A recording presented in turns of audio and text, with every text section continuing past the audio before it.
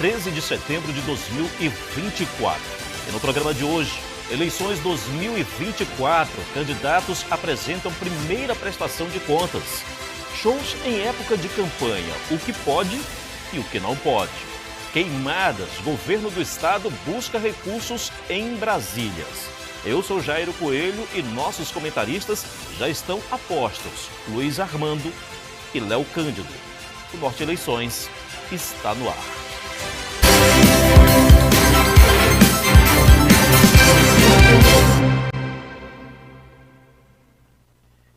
Em 2021, o plenário do Supremo Tribunal Federal manteve a proibição de showmícios por candidatos em eleições.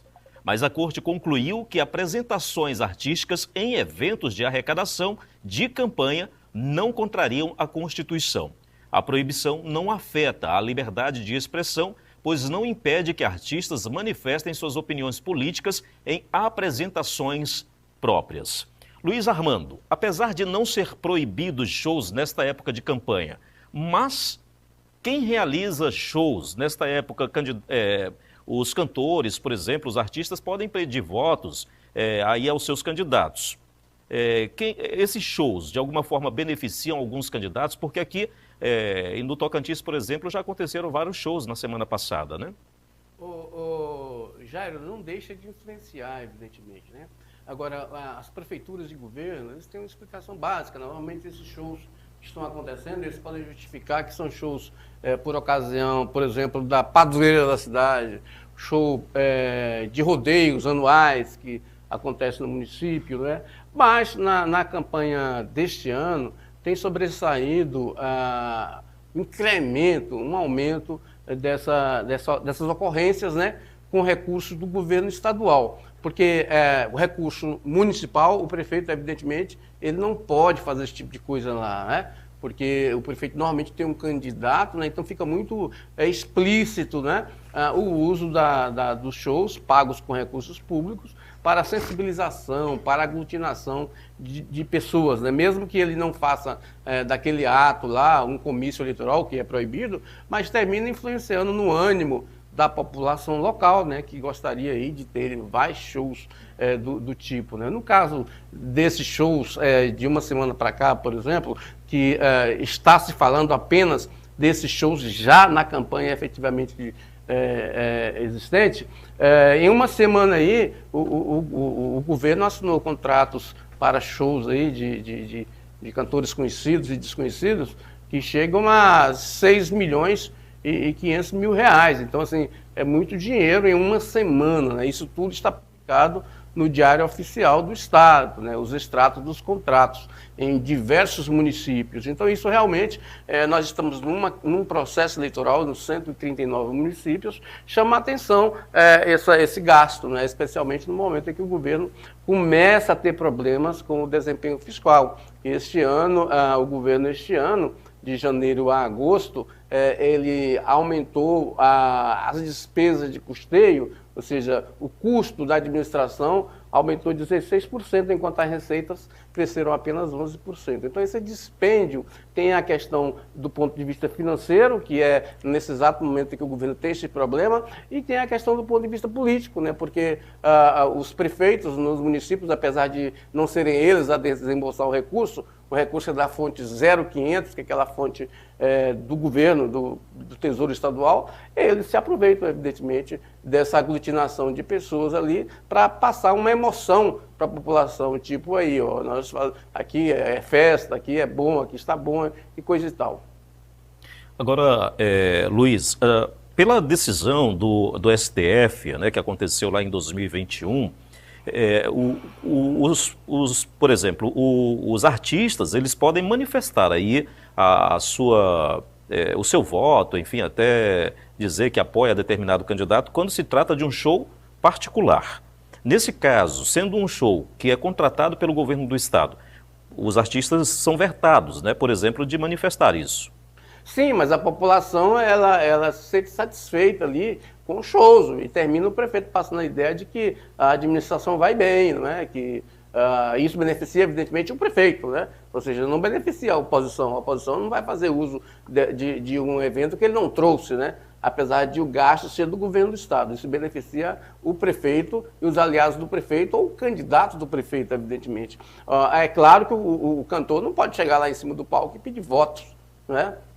Mas ele na cidade, a pessoa pode achar que ele está ali é porque ele apoia. Você sabe que a população dos municípios não tem muito discernimento sobre essa situação. Às vezes não sabe nem quanto custou aquilo, nem quem está pagando aquele show. Então elas só acham que é festa e que é uma festa ali da prefeitura municipal. Léo, você chegou a participar de showmícios alguma vez? Sim, inclusive o Tocantins era um berço aí de shows mísseis, e esses shows, durante os comícios, é por isso que chamava show, porque realmente o comício se transformava em um show de alegria, pirotécnica, e a gente tinha aqui os cantores famosos. Eu, por exemplo, que venho lá do Bico do Papagaio, na nossa região só tinha a oportunidade de conhecer um artista de grande nome, como vou dar um exemplo, que é o Leonardo, que ele fazia tour durante campanhas de candidatos aqui no estado. E analisava que naquela época, quem tinha um poderio maior de ter aquele artista no palco pedindo voto e etc., ele realmente tinha o poder também, inclusive, de vencer as eleições. E essa vetação foi importante, inclusive, para a economia. Só que, além disso, a gente vê agora, na atualidade, alguns artistas, e aí eu vou para o lado do artista que alguém pagou o ingresso, como está liberado, se o cara for um show particular, ele pode expor a opinião dele política, mas ele expõe a opinião política, a gente está pagando o ingresso. Já ocorreram aqui vários shows onde o artista, num show privado, ele coloca então a emoção dele ali, chega a pedir voto, né, porque ele tem essa liberdade de pedir o voto, só que ele esquece que as pessoas foram lá para ver o show, pagando para ver o show, e não, de fato, a opinião política dele. A opinião deveria ser para outra situação. E como o Luiz disse, eu concordo que isso respinga positivamente os shows públicos nesse período. Mas também é da gente convenhar que as situações, como por exemplo agora nós tivemos aqui o Festival Gastronômico, né, era um festival que já estava na agenda do município nesta data, nesse período, onde normalmente ele acontece, e grandes shows aí foram contratados pela prefeitura. Acaba respingando numa boa imagem da prefeitura. Nesse caso, a daqui da capital não é candidata, mas apoia um candidato também nas eleições. E confira agora a agenda dos candidatos à Prefeitura de Palmas. Primeiramente, vamos ver a agenda da candidata Jana de Valcária, às 7h30, visita a empresas, às 17 horas, caminhada no comércio local, às 19h30, reunião de candidatos, às 20h30, outra reunião de candidatos, e também esta mesma agenda se repete às 21h30.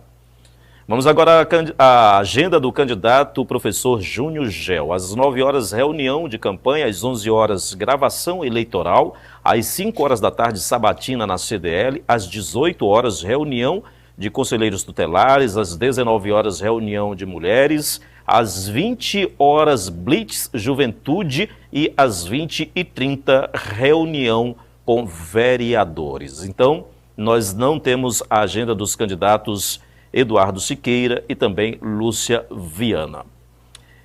O governador Wanderlei Barbosa recebeu nesta quinta-feira em Diamantina, Minas Gerais, a medalha JK. A honraria, que leva o nome em homenagem ao ex-presidente Juscelino Kubitschek, visa reconhecer e incentivar personalidades e entidades que prestam serviços relevantes à população brasileira. O comandante-geral da PM Tocantins, Coronel Márcio Antônio Barbosa, também recebeu a honraria.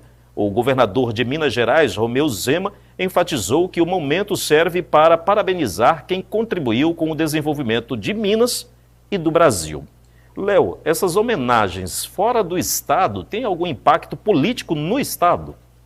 Eu acredito que esse impacto ele se torna melhor para a visibilidade nacional do governador, né? Tendo em vista que é um governo que volta e meia tem apresentado pontos positivos e que a nível nacional a gente tem um nome que acaba tendo uma expressividade em torno de projetos futuros que podem colocar o Wanderlei, né, num certo tipo de network com outros governadores, ex-governadores ou nomes do nível nacional. Aqui para o Estado, a população, pelo menos ao meu ver, a população no geral, os eleitores, né, passa um pouco despercebido. Mas a nível nacional, eu creio que o governador tem muito a ganhar e, claro, situação de que ele pode colocar isso também em qualquer outro projeto, de que premiações, honrarias foram recebidas e que pode galgar outros passos pós-mandato, por exemplo.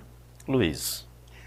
Ô Jairo, assim, essas coisas de homenagem, você não pode nem homenagear, eu não sei o que isso importaria para o Estado do Tocantins, né? Até porque Todos os governos que entram são homenageados em outros governos, né? Eu já vi, não tem nenhum desses governadores aí que não foram homenageados fora do Estado, né? Por exemplo, eu fico imaginar, por exemplo, o coronel comandante da PM, inclusive é meu amigo, nós estudamos juntos, o que ele tenha contribuído para o país, né? Então, assim, eu acho que eu vejo isso mais no campo político, ou seja, o Zema, o partido do Zema é um partido que é do campo bolsonarista, o Vanderlei é do mesmo campo bolsonarista. Então, eu estou ali fazendo eventos ali, movimentos, né, que são movimentações políticas, político-partidárias, e que, assim, em termos de trazer alguma coisa para o Estado, eu não vejo, assim, é uma honraria que deve honrar o governador e a pessoa do Vanderlei Barbosa, né, receber uma homenagem de Minas Gerais não é pouca coisa, né, assim, mas eu vejo que é uma questão muito da escolha, da vontade política do governador mineiro, né? Ô Luiz, e aí traduz, deixa eu terminar, traduz pela eleição com uma representatividade do povo mineiro que elegeu o Romeu Zema, né? Sim, Léo. Volta e meia a Assembleia, e aí o Luiz vai trazer mais informações, já tiveram tentativas, não sei se efetivou, de apresentar homenagens contrárias, né? Homenagens não positivas, assim, que é honoris causa, é isso? Para alguns políticos, né? Alguns deputados começaram aí nessa onda para ganhar também uma visibilidade, né? Mas Léo, assim, essa questão de honra, normalmente ninguém vota contra, né? Uhum. Assim, porque até votar contra a homenagem, né? Assim, o que às vezes ocorre é que às vezes a Assembleia faz a homenagem, não dá tempo nem do homenageado receber a homenagem, né? Então, assim, eu acho que é muito difícil, assim, o político, numa casa de leis, recusar, dar um voto contrário, a não ser que seja realmente algo contra a população do Estado, né? Mas homenagens, assim, essas coisas, medalhas que o cara deposita lá no armário dele, eu acho muito difícil um deputado, e até jornalista mesmo, a gente falar, né?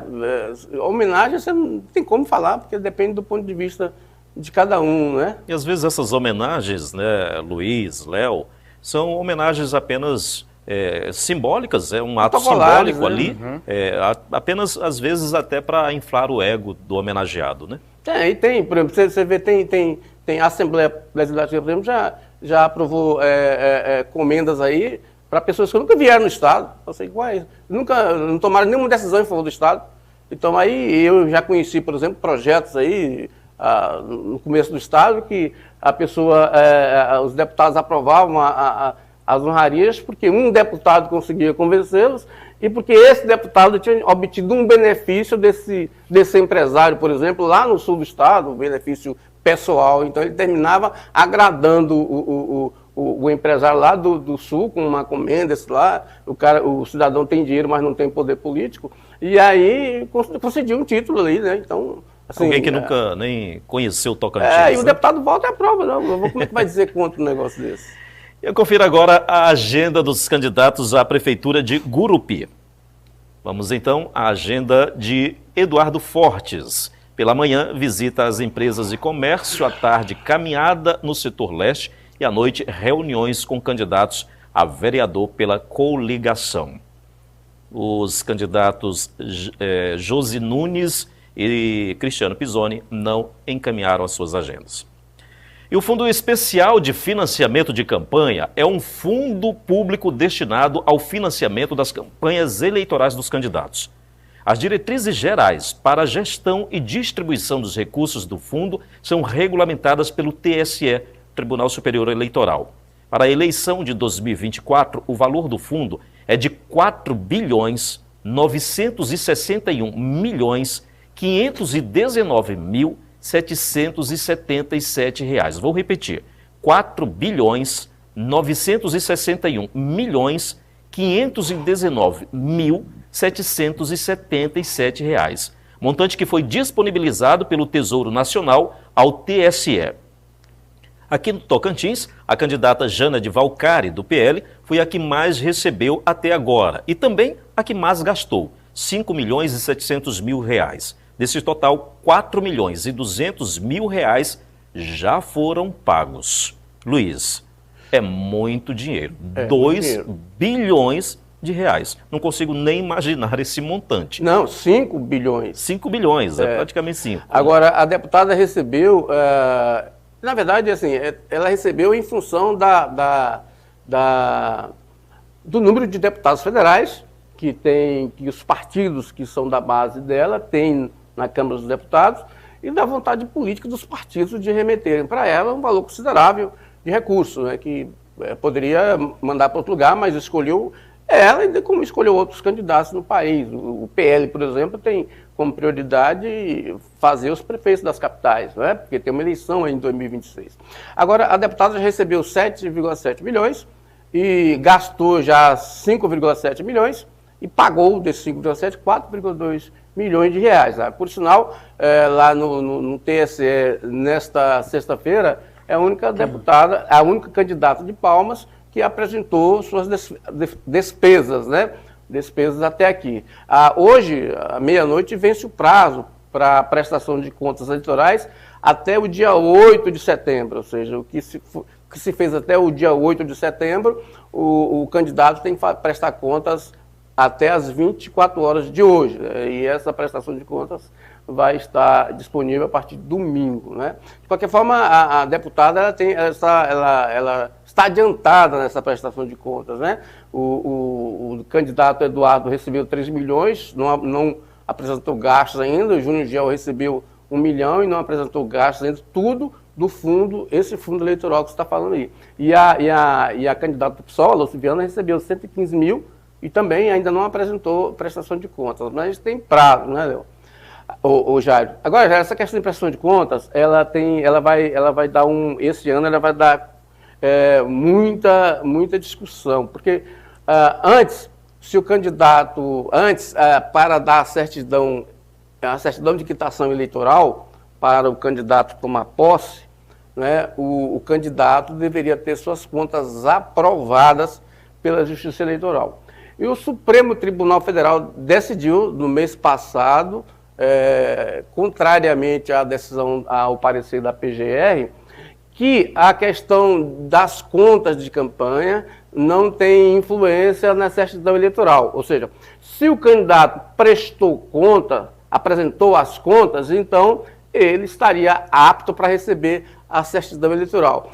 Ele só vai se discutir a questão se ele toma posse ou não, se no processo paralelo de investigação das contas eleitorais aí encontrar crimes eleitorais. E aí, a partir dessa decisão sobre crimes eleitorais, é que o candidato pode ou não tomar posse do cargo, ou tomado posse, ser tirado do cargo, ou seja, para o Supremo Tribunal Federal, se o candidato apresentar as contas eleitorais, estando aprovadas ou não, isso não implica na não emissão da certidão de quitação eleitoral, que é fundamental para que ele tome posse. Ou seja, o que vai definir se ele fica no cargo ou não é se, no processo paralelo de investigação das contas eleitorais, a Justiça encontrar crime eleitoral. Aí, realmente, ele é tirado do cargo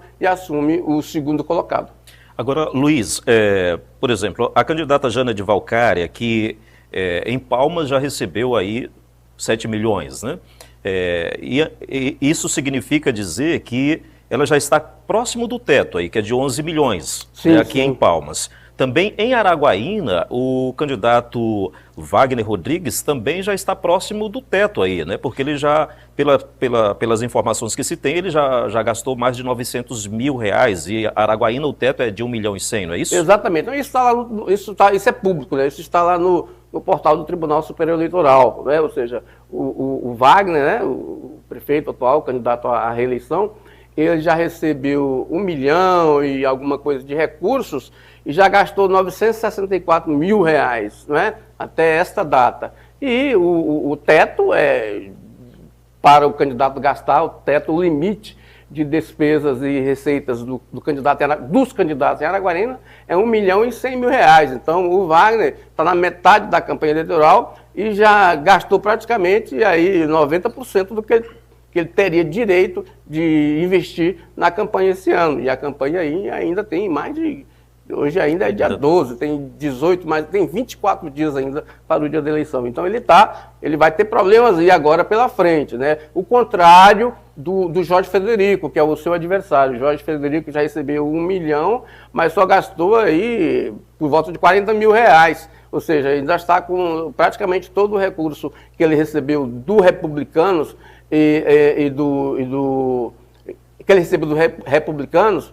Ele está com o dinheiro praticamente na conta aí, né? Do Republicanos e do PP. Está com o dinheiro praticamente na conta para gastar nos próximos na reta final 24 dias na reta final. Então, o Wagner vai estar aí, as pesquisas indicam ele com um bom posicionamento, mas a partir de agora, ele oficialmente, ele vai ter pouco recurso para aplicar. Vamos ver a prestação de contas de hoje, né? Léo, são estratégias diferentes, né? Porque a gente percebe que enquanto um gastou bastante no início da campanha, o outro parece estar guardando o dinheiro para gastar no final da campanha. A mesma coisa a gente percebe também aqui em Palmas, né? Será que qual seria a melhor estratégia na sua concepção, Léo?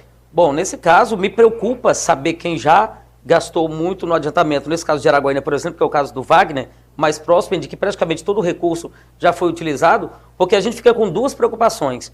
Ou ele já investiu estrategicamente tudo o que tinha e que praticamente a estratégia era essa inicial, e com esse gasto ele conseguiu segurar toda a campanha, ou a gente fica preocupado em relação a chegar o momento de não ter, e aí ele ter que ir para outro tipo de situação que não seria permitido pela Justiça Eleitoral. Então acaba que a gente tem esse problema. No caso também aqui de Palmas, me chama muita atenção essa questão da Janade, da questão da organização da campanha. Então, por exemplo, eu lembro com o Luiz aqui que a gente comentava sobre o registro das candidaturas. Então, a gente teve ali uma demora no registro de candidaturas, enquanto ela tinha organizado já essa parte. E nesse caso agora também, o gasto ainda maior, mas ainda com uma margem diferente do Wagner, né, que tem uma margem praticamente que bem irrisória perante a dela, ainda há uma margem, mas isso significa também uma organização de fazer o cadastro de cada débito daquele. Enquanto os outros candidatos, a gente vai aguardar hoje, deixaram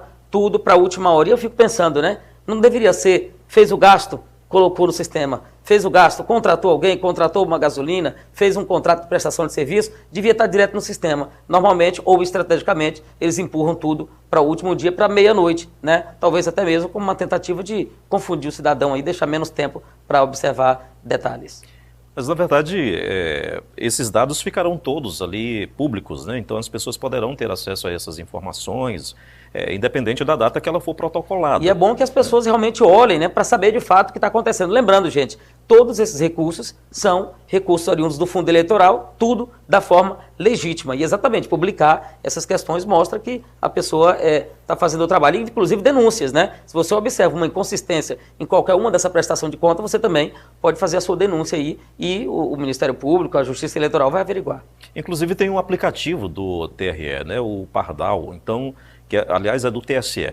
Então as pessoas podem entrar baixar o aplicativo e fazer as denúncias não somente em relação à questão ligadas diretamente à questão financeira, mas também outros tipos de crimes eleitorais que podem ser denunciados. Inclusive, um desses crimes eleitorais antigamente era muito comum, né, Luiz e Léo? A questão, por exemplo, hoje em dia já não é mais permitido as camisetas com a propaganda dos candidatos. Antigamente as pessoas votavam, inclusive brincavam isso, que vendiam o voto por uma camiseta, né? Então hoje já não tem mais isso, né? Já não é mais permitido, né, Luiz e Léo? Olha, não é permitido lá votar com a camisa do candidato, né? Mas com o número do candidato, você sair pela rua é possível, sim, então os carros são plotados, né? Então não há problema. O que não pode é o cidadão entrar lá, adentrar a sessão eleitoral vestido na camiseta do candidato, né? Mas o adesivo é possível, né? O adesivo? Não, também não. Essa informação? O adesivo sem manifestação. Você está fazendo propaganda, né? Um adesivo sem manifestação na hora do voto, pode levar cola também, né? Pode fazer a colinha, mas a orientação é exatamente que não tem, por exemplo, é igual droga. Se você tem uma pequena quantidade, tá aquela discussão, inclusive, uma pequena quantidade, eu sou usuário. Se eu tenho uma quantidade maior, tenho dinheiro ali e tal, já me parece que já entra no crime de tráfico. Da mesma forma também, se eu tenho uma quantidade de santinhos, estou com esse monte de material do candidato, eu posso ser enquadrado como um pedidor de voto, uma boca de urna. Se eu vou com a minha manifestação pacífica, não. Mas realmente, me chama a atenção o que eu achei que não tinha essa prática. Volta e meia eu pergunto ao Luiz, pode comprar voto? Pode vender voto? Todo mundo diz que não. Mas dias atrás mesmo, um candidato aí me disse que, voltando à camiseta, não tem a camiseta, mas tem gente pedindo até caçambada de barro ainda. Eu falei, eu não acredito que existe ainda. Caçambada, ele disse, olha, Léo, de caçambada de cascalho, até computador, até... Eu conheço um que deu sapato. Falei, pronto, não sei se era brincadeira a questão do sapato, mas ele me garantiu que a pessoa tinha pedido o sapato dele. Então as pessoas ainda falta muita consciência. A camisa não está mais presente, mas existem ainda outras práticas apenas com outros nomes. E é importante a gente frisar, né, sobre toda essa questão, porque às vezes há aquele derramamento, um derrame aí de santinhos na véspera da eleição, né? Fique muito atento, porque candidato que suja a cidade, já a cidade que ele pretende governar ou que ele pretende ser legislador naquele município, você já fique atento aí que já não é um bom sinal. E confira a agenda dos candidatos à Prefeitura de Araguaína.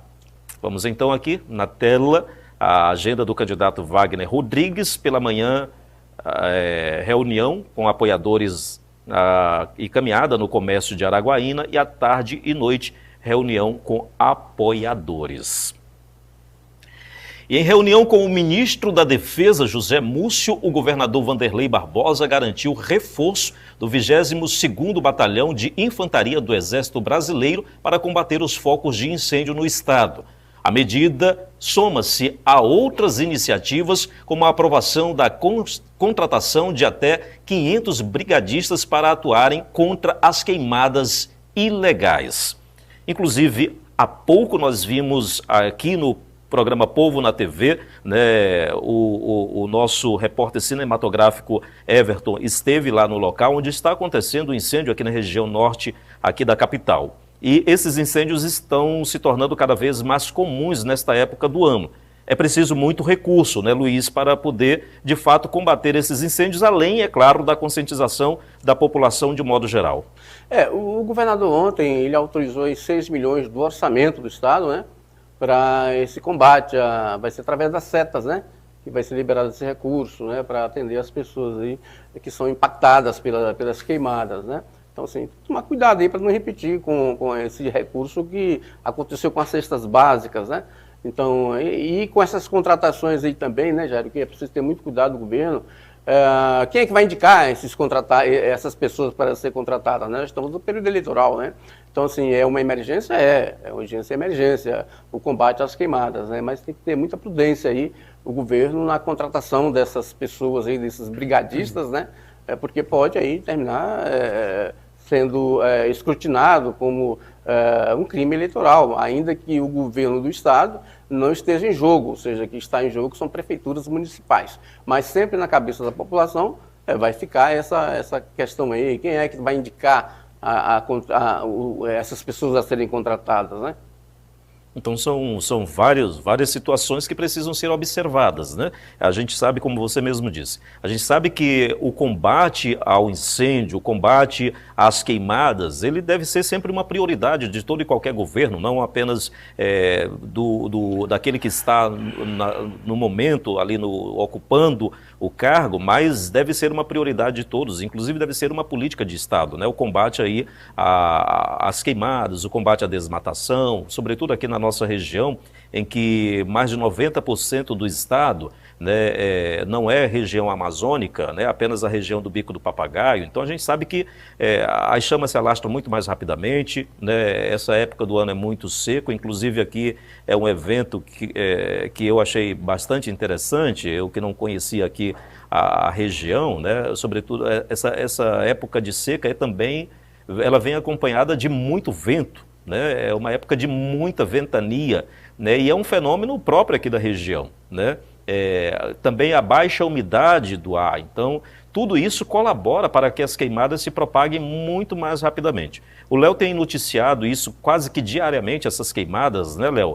E a gente percebe que as queimadas, elas trazem como consequências não apenas a questão climática, mas elas trazem também muitas consequências para a saúde da população, né? É verdade, eu espero... E isso acaba, de alguma forma, impactando a questão dos serviços públicos. Por quê? Porque acaba ali aumentando o número de problemas respiratórios, né? Aí as UPAs ficam lotadas, os postos de saúde ficam lotados, ou seja, é também um problema político, né?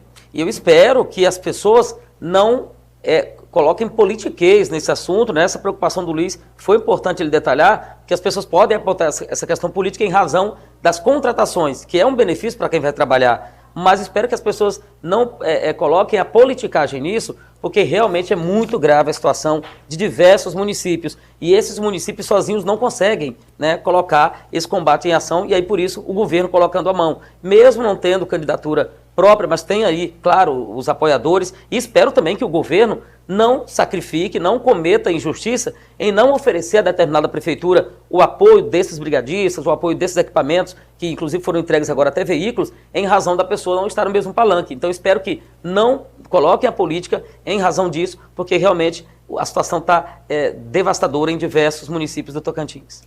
Bom, agora são 13h41, já estamos nos aproximando do encerramento do Norte Eleições, e como hoje é sexta-feira, né, sextou. Tem alguma coisa na sexta? Luiz, qual é o programa do fim de semana? Qual a dica boa para esse fim de semana? Eu não vou estar no final de semana em Palmas, né? Mas para político é campanha eleitoral. Agora tem um negócio interessante, Jairo, que o governo deve protocolar hoje, na Assembleia Legislativa, o projeto de lei de diretrizes orçamentárias. O prazo que ele tem é dia 15 de setembro. Ou seja, o PLDO tem que apresentar, tem que encaminhar até o dia 15, né?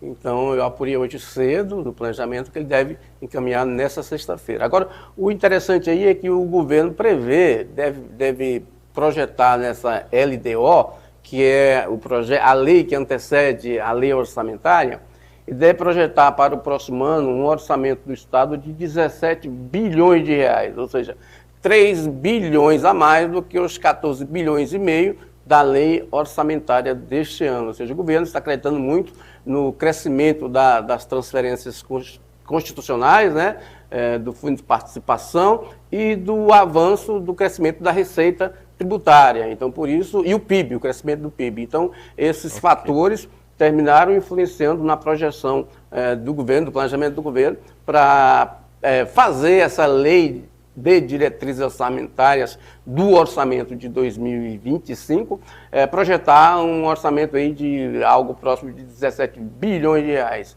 É muito dinheiro, mas veja bem, o Jairo, o governo já arrecadou de receitas até o mês de agosto. Ele inclusive deve publicar aí até o dia 30 o relatório de gestão fiscal, que é obrigatório, é o prazo da lei de responsabilidade fiscal. Ele deve apresentar, e apresentou até agosto aí, receitas de quase 14 bilhões, ou seja, que é o orçamento que tinha projetado para o ano inteiro, né? Então já avançou, já arrecadou mais proporcionalmente do que o que ele esperava arrecadar até dezembro. Então é um dado interessante. Luiz. Nosso tempo já está esgotado. Léo, né? Boa tarde, bom final de semana. 10 segundos. Uma perguntinha só. Meu final de semana vai ser meditando e querendo a resposta. Será que o prefeito Wagner Rodrigues vai para o debate do SBT? Essa é a pergunta para Araguaína, né? Semana que vem o debate, fica a pergunta anual. Final de semana, uma incógnita de se descobrir. E aí, Wagner, vai ou não vai para o debate? Pronto. E o Norte Eleições desta sexta-feira, 13 de setembro de 2024, chega ao fim. Agradecendo aos nossos comentaristas Luiz Armando e Léo Cândido e agradecendo também a você que ficou conosco até agora. O Norte Eleições volta na segunda-feira.